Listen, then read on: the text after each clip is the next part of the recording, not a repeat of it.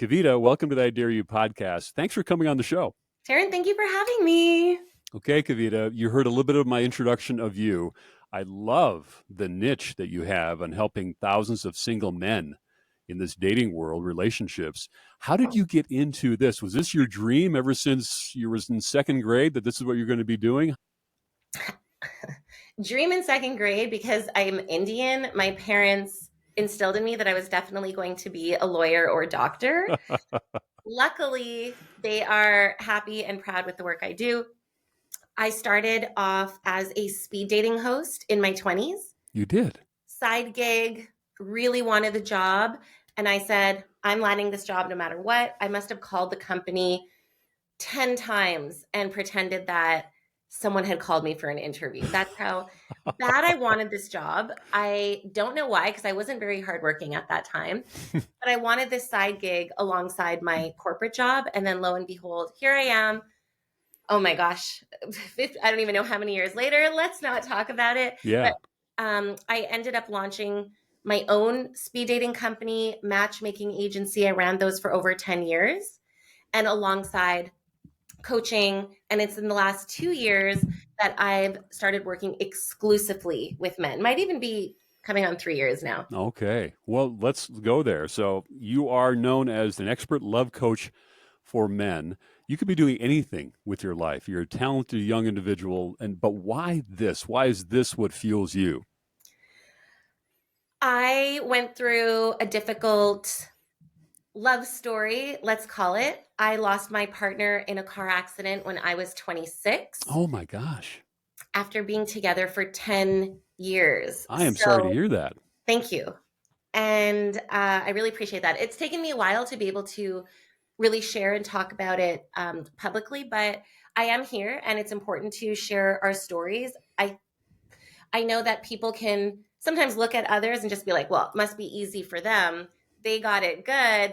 But it's not the case. And I do this work because it's so important that we look at people with more compassion, not make any assumptions about what their story is or how they've gotten to where they are. But after losing my partner, I could have gone down a very different path. I could have closed myself off to love. I could have, all sorts of things could have happened. But instead, I did keep myself open. And I met a wonderful man who I've now been with for 12 years.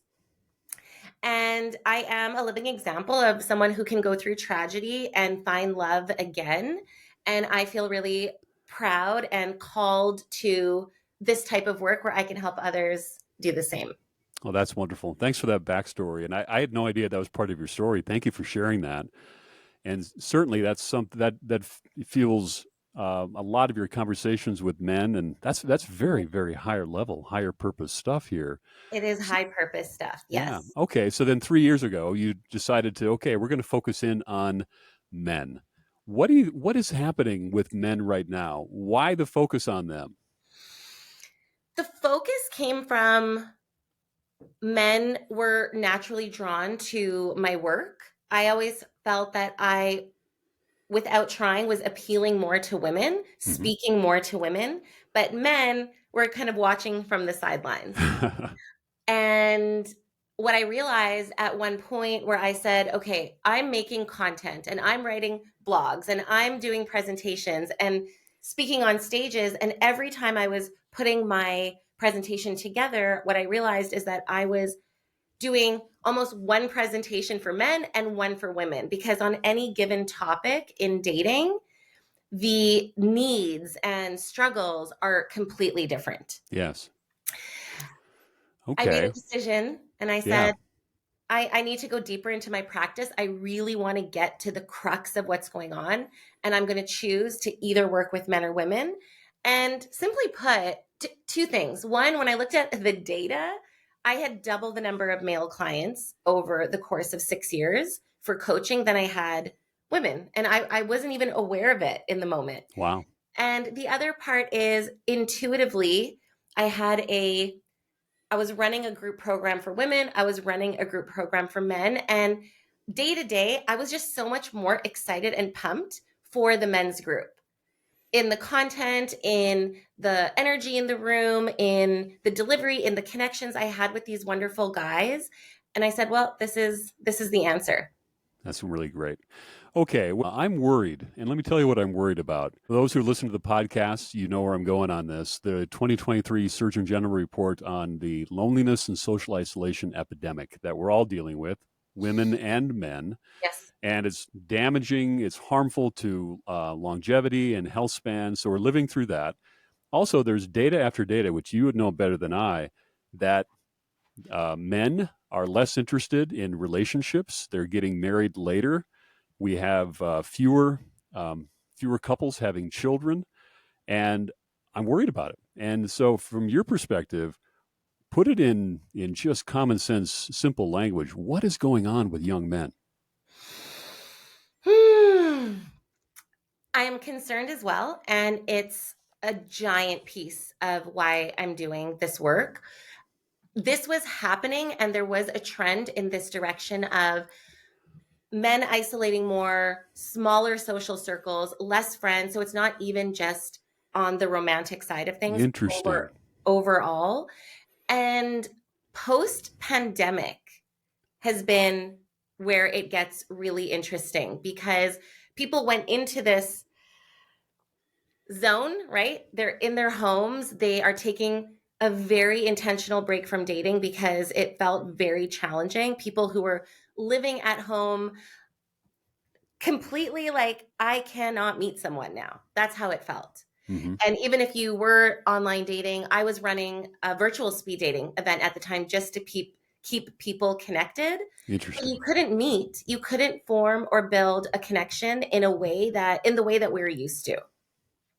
Coming back into the dating scene after the pandemic can feel very scary. It can feel daunting. It can feel like having to learn everything over again, almost like starting from kindergarten and leveling all the way up. Right. I do almost feel that it is that way today. It's like an educational process. When men enter my world, enter my space or my programs, that's how we begin. It's like we're starting over again. What is it like to connect with women? What do we say? What is the right way to communicate? What are these feelings? Why am I feeling so anxious? Why am I so worried? Why am I finally got the date and now I want to retreat? It's been challenging to navigate what used to feel natural and normal to us. I can't imagine. So, Kavita, I saw a stat recently that showed that 65% of young men, 18 to 25, they have never asked a woman out in person. I find that hard to believe, but yet it's true. So, is that shocking to you, or are you saying, "Oh no, Darrin, that's exactly the point. This is why I do what I do"? My underlying message in my work is that dating is supposed to be normal, connection is supposed to be normal. There are men, 100%. They are not meeting women. There are my DMs in Instagram. They're full of men who are in their 30s, 36, 37, and they have never been in a relationship. Unreal. Unreal. So it is a bigger issue now with younger men, digital space, pornography, AI girlfriends, more Discord communities, finding ways to feel connected that's actually making us more disconnected. But it is shocking that even men 30s, even early 40s have not dated in 10 years. I will bring up the pandemic again just because what happened was people who were like, I'm doing this, and then never expected to be forced into a 5-year, 4-year dating break. Right. Then coming back, readjusting, maybe switching jobs, maybe working on their health, and then dating just went on the back burner in a massive way. Interesting. All right, I need your take on this. The reason why we're seeing some of the trends is it's not because of the digital world. In other words, these dating apps where you swipe left or right, whatever you do, whatever you do. But it's not that. The real issue is the breakdown in family and friend network because it's been happening. The pandemic really accelerated that. Back previous generation or not too long ago, you would have a circle of friends who would say, "Hey, you know what? You should meet so and so," or you'd be perfect for this person. So you had a friend network that was vetting these people and also setting you up. Would you agree with that or disagree with that? Because some people are saying it's because of the apps and that's happening, but I'm thinking it's because of the breakdown in the whole friend network. Where do you stand on it? You're right. We as a society, friend circles, family circles, we're taught now to let me do my own thing.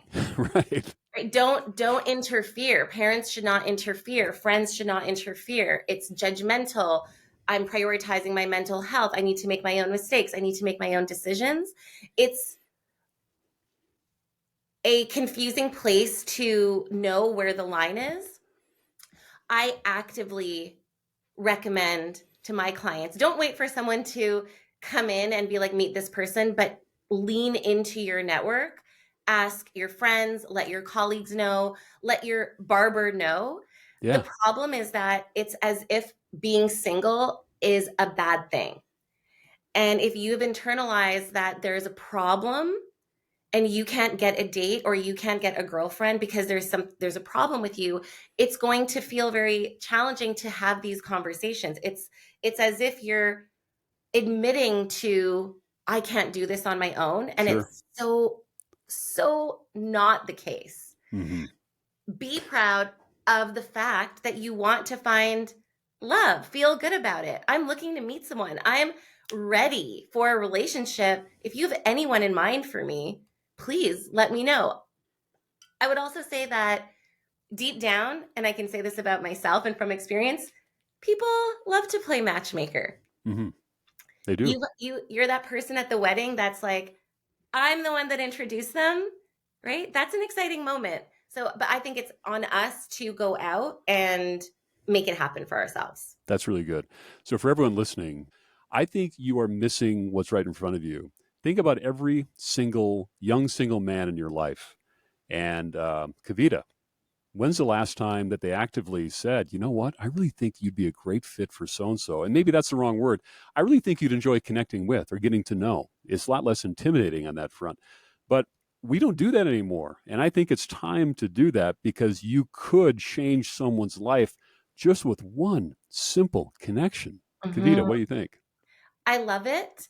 It's planting seeds, right? When you're looking for a job, you do the same thing. It's like, this is the field I'm in. Do you know anyone? Yeah, And you will come in and be like, you know what? I actually know, we will volunteer that information more. Hey, you should check this company out. Or I just saw an ad for this.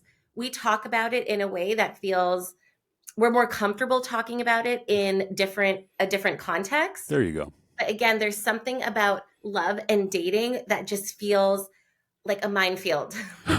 Yeah, no doubt about it. Let me just get a scenario or get your perspective on this. I have several young single men in my life. Here's what I've observed: young single man, good guy. I mean, this young man would be a catch for. I mean, just solid on values, and he's bright and compassionate. He'll hold the doors open for you. A great provider. All these things. He's on the app, and here's what he tells me. He says it's not worth it because for all the different times I try to connect with someone, it's literally one out of maybe 100. So the ratio of women to men is different, but also what women do, and it's human nature. But it's so easy to shop. It's like you're shopping for a new Lexus or something because you're looking for the guy who's making $1 million, who is jacked, and the normal guy who's just a good guy who's not spending all this money on glamour shots. He never gets quote unquote picked. And okay, so now you see this day in and day out. What's your take on that? Is that single man right? Should he just abandon dating apps and do the old fashioned thing? Anyway, your thoughts. Yes. Oh my gosh, dating apps. We have a love hate relationship with dating apps. On one hand, it's I hate these things, get it away from me. I'm deleting all my accounts. I'm never using these again. They're a waste of time. I'm done. Got ghosted again. Yeah, On the right. That's it. on the other hand, the reason you re-download and try again is because they are this magical thing where at our fingertips we do have access to so many singles, potential matches, and men have access to women that they would never otherwise meet. True. 40% of adult couples are meeting online today. Whoa. 40%. So the numbers don't lie. Why I love dating apps for men, and I will encourage you to share this episode with your friend, is as opposed to approaching women, as opposed to going to singles events, as opposed to asking your friends to set you up, there are very different like layers. You have to show up in a certain way. You have to communicate in a certain way. Your energy has to be right in the approach. I could talk about that till the sun comes up. When it comes to dating apps, there is a strategy to it. One of the very few areas of dating where you can check off a few boxes in terms of really getting yourself into that 1% of profiles that women actually like. Okay, You talk don't to have me. to be a millionaire and you don't have to be super jacked, but you do need a great profile. I teach this, and I'm very passionate about it because the fact is most people are simply using dating apps wrong. That's it.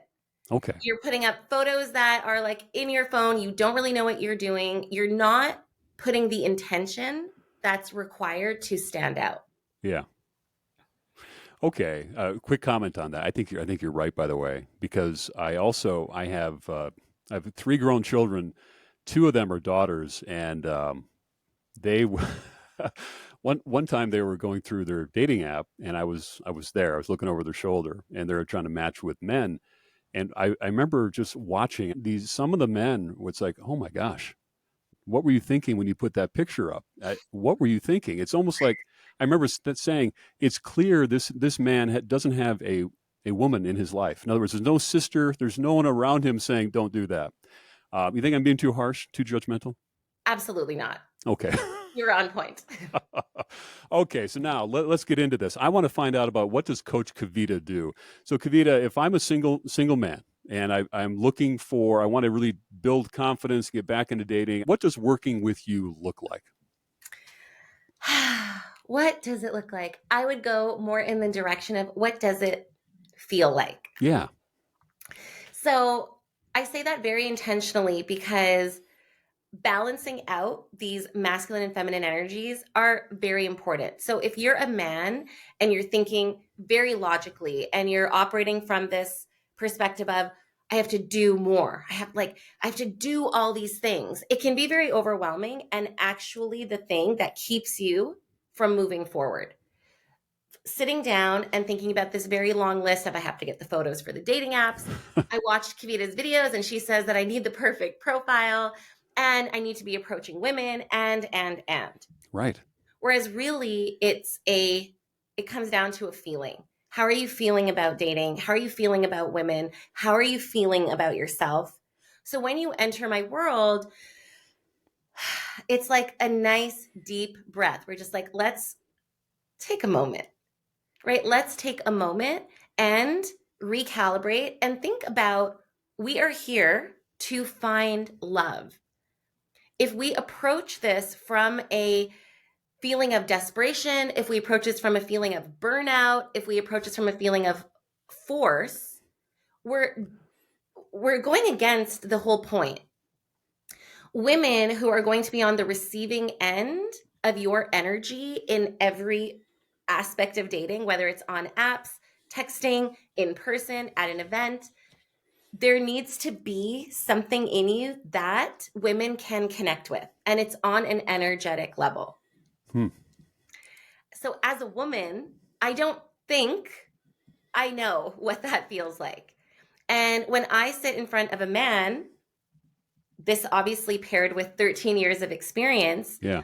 just the way I feel around him, I can point out blind spots that, no offense, but other men or male friends and you yourself as the person I'm sitting with, it could take a lifetime because you just don't know how a woman feels around you. Oh my gosh.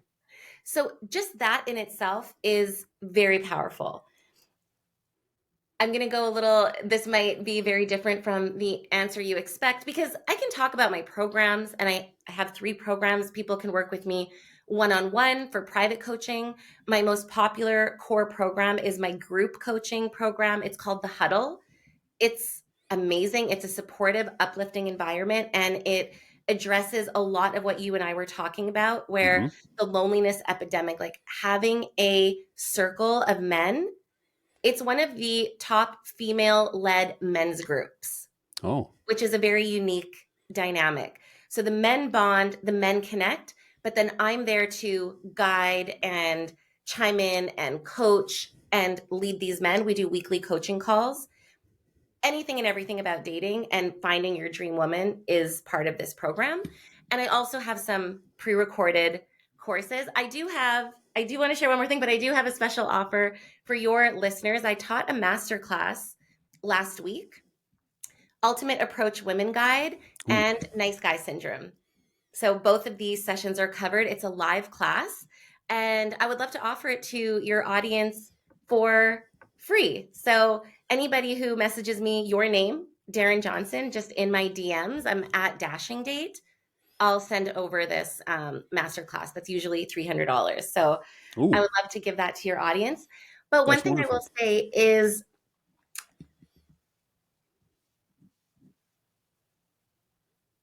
men come to me because they need a bit of that softness and nurturing environment around finding love. And they are tired of friends or even family members being like, man up, you can do this, or going to the Thanksgiving or Christmas dinners and being like, why don't you have a girlfriend yet? Or like Yeah. that, again, we retreat and retreat when we are made to feel like something's wrong with us or Mm-hmm. that we should be able to do something that feels impossible.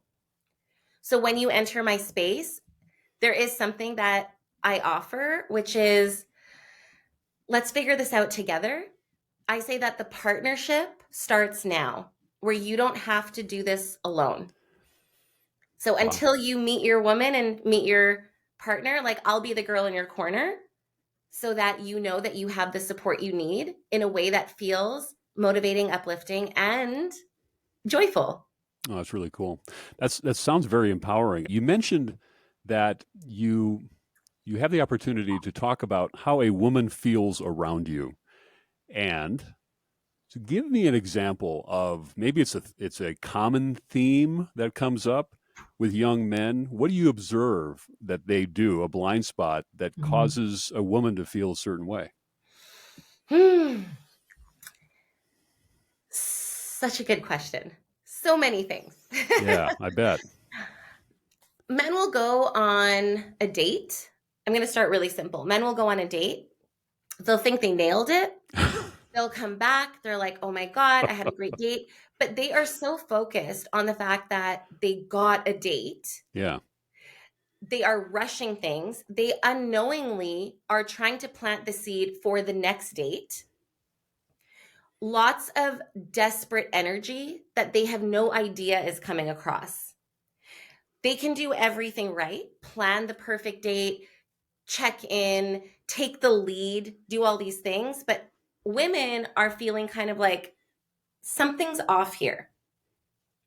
And I will also say that women can be confused as well. So they will leave the date being like, that was a really nice guy.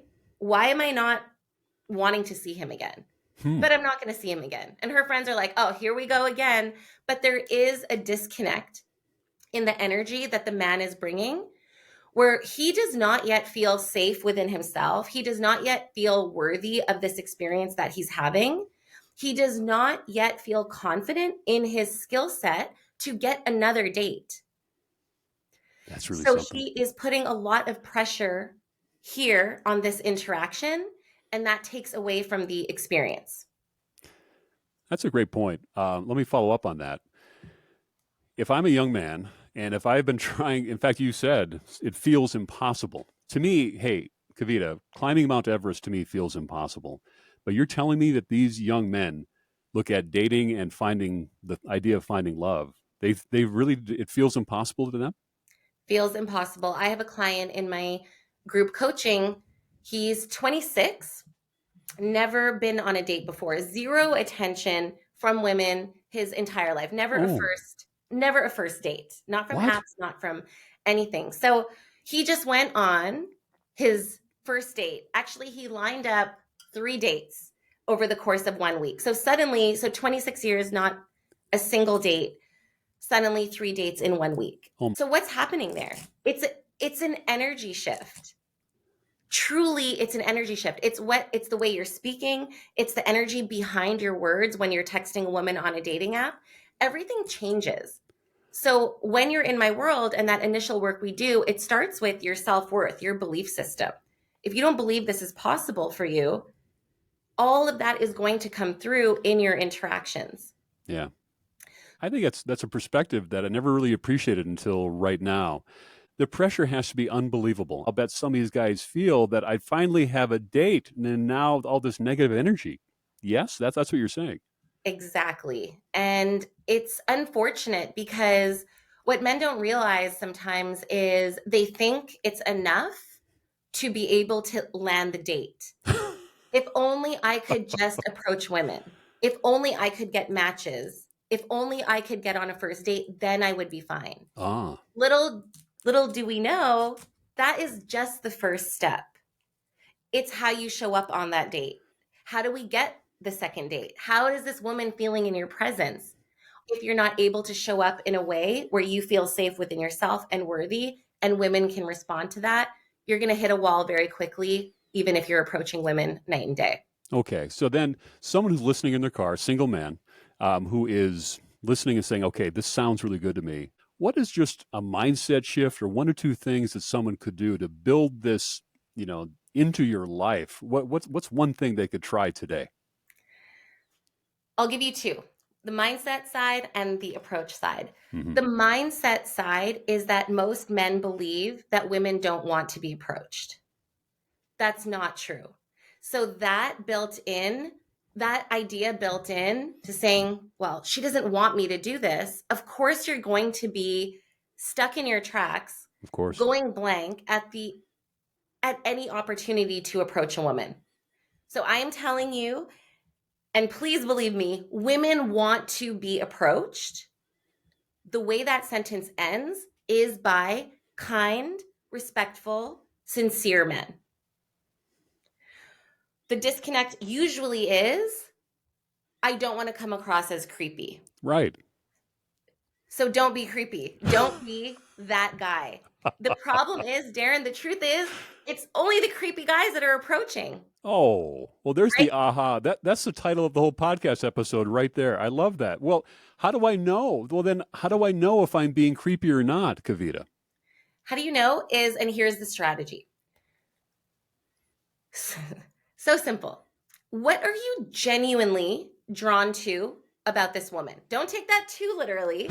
But when you're walking by a woman on the street or you're at the same event as someone, genuinely, what are you most curious about or what caught your eye? This is a step in being more present in your life, taking a pause to actually notice your surroundings. But I was in Austin recently for South by Southwest, and this is what I share in the Ultimate Approach Guide, because this guy did this so well. It was the missing piece of all of my approach techniques, and I loved it. And I was on the receiving end of it. So I can tell you from experience how great this was. I was standing on the side of the street and I was waiting for my Uber. Yes. And this guy walks by, and all he says is, I like your hat. I was wearing a brown and white Yankees hat, and he keeps walking. Ah, That's the gold. Listen to what I'm saying. He keeps walking. So for me, I'm not feeling any sort of someone's in my space. I have to continue this conversation. It was a very low pressure interaction. yeah. But because I responded so well, so I was like, oh my gosh, thank you so much. This guy, quick as a whip, clocks that, comes back. You're a very beautiful woman. I see you're here for South by Southwest. And then he continued the conversation. Yeah. So the problem is, Most men, when they're thinking about approaching a woman, they are thinking from A to Z. I have to approach her, then I have to keep her interested, then I have to keep up the conversation, then I have to ask for her number. What if she says no? I'm going to look off. Like, we are getting so far ahead where it just starts with the genuine compliment. Start to throw those out, and that's it. Don't even do anything else. Good. Even if you're getting a good response, just in terms of practicing and building that muscle, just start by connecting more as a way of life. Good. Good. Look, everyone listening, single men out there, here's my challenge to you today. Start looking for opportunities to give someone that genuine compliment, and it's everywhere. I think that's really a great mindset shift. Hey, Kavita, listen, we could talk for hours. What is the best way to follow you, work with you, keep track of everything going on? You're doing a lot. I am pumping out all the tips and all the things on our very favorite platform, Instagram. Mm-hmm. My handle is at Dashing Date. That was the name of my speed dating company for many years. And it's there. It's me. It's stuck. So anyone can follow me at Dashing Date. Daily tips. I'm putting up new stuff all the time. And anybody, like I said, who messages me, just your name, Darrin Johnson, not only will they get the free masterclass, but happy to chat, tell you more about my programs. But if you are really someone who is ready to step into an overflow of love and masculinity and feeling ready to date and attract your partner, the Huddle is my number one program. It's next level. It's a really beautiful and inviting space to be in where you get direct access to me as your coach for an extended period of time. I have 2-month memberships to a year, and you're just immersed in this environment. And if you follow my lead, you will meet your person. Ooh, I like that. I think this niche is fantastic, Kavita. Hey, before I ask you for your I Dare You challenge for our listeners, what is the one area of this whole topic that you think I've missed or other podcast hosts are missing in this area of helping young men? I think what you touched on that was great is the mindset side of things. If you're operating from a broken belief system, no strategy is ever going to work. At the end of every episode, I ask my guests, what is the one thing, the I Dare You challenge, the one thing that someone could do or try to live a better life? What's your I Dare You challenge for all of us? Can we shift your mindset around dating apps? What if you, instead of looking at this thing as you want to throw your phone against the wall, for the next 2 weeks, you showed some gratitude towards dating apps and you say to yourself, here is this tool where I have access to so many single women at my fingertips, literally, and see how that starts to shift. There will be a part 2 to that challenge, which is getting your profile in shape. But like I said, I don't want you to get your profile in shape if the mindset and your relationship with dating apps is broken. So I would love for your clients or your listeners to start to shift the way they are feeling about the avenues and tools that are available to them to find the love of their lives. It's so good. Kavita, this has been just enlightening on so many levels. I've had numerous episodes on the loneliness epidemic and what's going on with young men, and you have given just a different lens on this whole topic. So I want to thank you very much for your perspective and also for taking time out of your busy schedule to spend here on the I Dare You podcast. So thank you again, Kavita. Darrin, thank you so much. That is music to my ears. I love that. I really appreciate those very kind words. I think